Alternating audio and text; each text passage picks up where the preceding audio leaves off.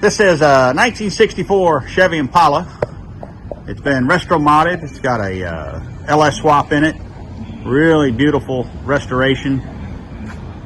Nice and clean everywhere.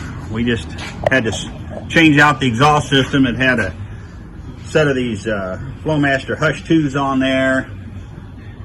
Really tight up in there. Didn't sound right. Didn't have that old school rumble to it the guy was looking for. But we had to switch it up and put 2 1/4 inch pipes all the way back. Tuck it up there nice and tight. It's got airbag suspension. Not a lot of room for travel over the axle. Just had to modify it a little bit to get these Flowmaster 40s in there. It's got the, like I said, a LS swap motor in it, so it sounds nice and clean now with these Flowmasters.